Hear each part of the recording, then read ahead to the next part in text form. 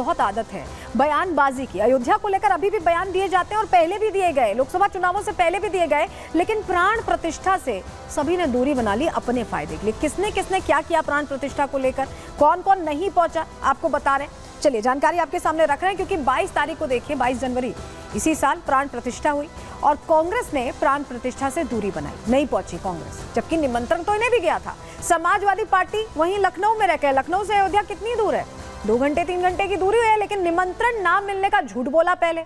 और उसके बाद जब ये सामने आ गया कि निमंत्रण दिया गया, बाकायदा चंपत राय साहब ने आकर कहा कि निमंत्रण दिया गया है, उसके बाद जगहसाई हुई और उसके बाद भी समाजवादी पार्टी ने यहाँ किनारा ही किया रहा। इसके अलावा टीएमसी, जो इंडी गठबंधन का पूरा ब्लॉक है, उन्हीं की जानकारी हम आपको दे रहे हैं। टीएमसी ने भी प्राण प्रतिष्ठा को बीजेपी का कार्यक्रम बता दिया।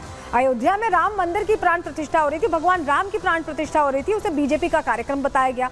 आरजेडी ने 1990 में लालू ने आडवाणी की गिरफ्तारी कराई थी, कहा सोचिए, आडवाणी की गिरफ्तारी कराई थी। वो दौर था, याद है आपको, जब वो यात्रा निकल रही थी और उस दौरान वहीं पर रोक दिया गया था रथ और वहीं पर गिरफ्तारी हो गई थी। तो आरजेडी का क्या स्टैंड रहा है अयोध्या मुद्दे को, ये आप समझ सकते हैं। वहीं सीपीआईएम की बात करें तो प्राण प्रतिष्ठा को उन्होंने राजनीतिक कार्यक्रम बता दिया था और उन्होंने भी दूरी बना ली थी। तो ये तो पूरा इंडी ब्लॉक है, जो बयानवीर तो बना ही रहता है। और प्राण प्रतिष्ठा जब भगवान राम विराज रहे थे तो उससे भी इन्हें दिक्कत हो रही थी। लेकिन ये सब कुछ क्यों हो रहा था? देखिए, जनवरी में प्राण प्रतिष्ठा थी, मार्च में आचार संहिता लोकसभा चुनावों को लेकर लग गई थी और अप्रैल से जून के बीच 7 चरणों में चुनाव हुए थे।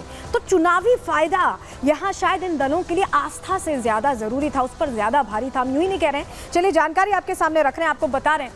दरअसल समाजवादी पार्टी MY फैक्टर पर ही चुनाव लड़ती है, मुस्लिम यादव फैक्टर पर, और कांग्रेस मुस्लिम वोटर्स को नाराज नहीं करना चाहती थी। राम मंदिर की प्राण प्रतिष्ठा का अगर हिस्सा होते तो शायद नाराज हो जाते। बिहार में मुस्लिम वोट पर आरजेडी की नजर रहती है, ये वजह है कि उनका स्टैंड हमेशा से यही रहा है। ममता बनर्जी की भी बात कर लेते हैं, वो तो लगातार कहती हैं, मुस्लिम वोटर्स की बात भी करती रहती हैं, उनको प्राथमिकता भी देती हैं, उसी तरह का उनके यहाँ अप्रोच हमेशा ही सामने आता रहा है। तो ये कोई नई बात नहीं है जिस तरह से इनका स्टैंड रहा, लेकिन बयान ये लगातार देते रहते हैं। इस बीच आपको बताएं, क्योंकि इकोनॉमिक फोरम में पहुंचे थे, हिंदू इकोनॉमिक फोरम में पहुंचे थे योगी आदित्यनाथ, तो उन्होंने श्रमिकों का जिक्र किया। श्रमिकों का जिक्र कर उन्होंने बताया कि कैसे भारत को बनाने में श्रमिकों का योगदान रहा है। लेकिन जब आक्रांताओं की हम बात करते हैं तो उनका कैसा रवैया था श्रमिकों की तरफ और हमारा कैसा है, भारत का, इस नए भारत का कैसा है, चलिए आपके सामने जरा जानकारी रख रहे हैं, आपको बताते हैं।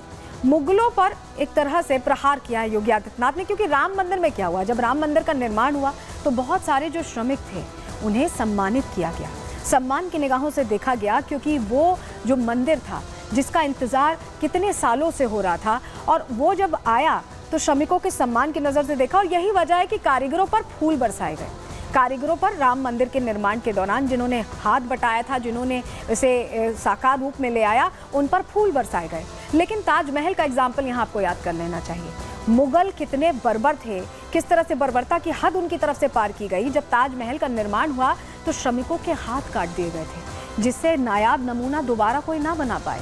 इस तरह की सोच, उस तरह की सोच के लोग आज भी हैं, और यही वजह है कि हम बता रहे हैं कि कैसे कैसे योगी आदित्यनाथ ने सब कुछ यहाँ बदला। चलिए आपको जरा तस्वीर दिखाते हैं, तस्वीर देखकर आपको याद आएगा कि कैसे सम्मान किया गया था। उस समय भी रिपब्लिक भारत ने बड़ी कवरेज की थी, आपने देखा होगा। लेकिन ये तस्वीर देखिए, ये भगवान राम के विराजने की ही तस्वीरें हैं। 22 तारीख का वो दिन, शुभ दिन। और उसके बाद देखिए श्रमिक जिन्होंने हिस्सा यहाँ पर दिया था इस निर्माण में, उनका सम्मान कैसे किया जा रहा है। ये नया भारत है, ये सम्मान देने वाला भारत है, आपकी मेहनत को, आपके बलिदान को याद रखने वाला भारत है। और ये उसी की तस्वीर यहाँ पर हम आपको दिखा रहे हैं, जो पूरी कहानी कहती नजर आ रही है। लेकिन सीएम योगी ने मुगलों का दौर याद दिलाया, मुगल कैसे करते थे, ताजमहल का जो मैंने जिक्र किया, सीएम योगी ने क्या कहा, इसको लेकर क्या बड़ी बातें उनकी तरफ से कही गई हैं, चलिए ज़रा आपको बताते हैं। क्योंकि यहाँ पर सीधा मैसेज दिया गया है उन लोगों को जो लगातार इस तरह की बातें करते हैं। सीएम योगी विश्व हिंदू आर्थिक मंच के कार्यक्रम में पहुंचे थे, जहाँ पर उन्होंने कई बड़ी बातें कही हैं। हमने आपको बताया,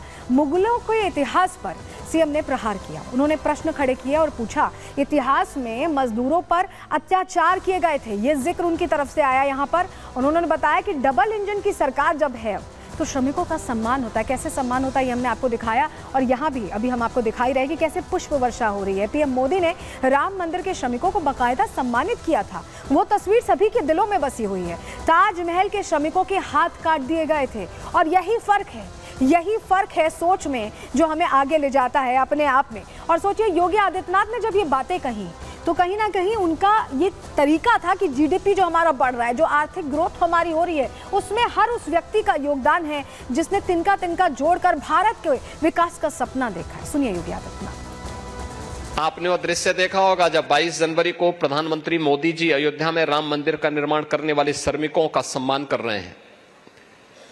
एक प्रधानमंत्री मोदी जी हैं जो श्रमिकों के श्रम का सम्मान करके उनके ऊपर पुष्प वर्षा कर रहे थे, और दूसरी तरफ वे भी शासक थे कि ताजमहल बनाने वाले कारीगरों के हाथ काट दिए जाते हैं। आपके सामने है एक आज का भारत है जो अपनी श्रम शक्ति का सम्मान करता है, उन्हें हर प्रकार का संरक्षण देता है, और दूसरा वह भी समय था जब ऐसे श्रमिकों के हाथ काट करके फाइन क्लॉथ की परंपरा को पूरी तरह समाप्त करके उस विरासत को पूरी तरह नष्ट कर दिया गया था। देखिए, बीजेपी के दो फ्राई ब्रांड ऐसे नेता हैं जो हिंदुत्व को लेकर, सनातन को लेकर खुलकर बोलते हैं, सनातनी मंत्र देते हैं। उत्तर में है योगी आदित्यनाथ और देश के मध्य में, दिल में है मोहन यादव। वो भी इसी सोच के साथ आगे बढ़ रहे हैं। इसी से जुड़ी रिपोर्ट आपके सामने रख रहे हैं।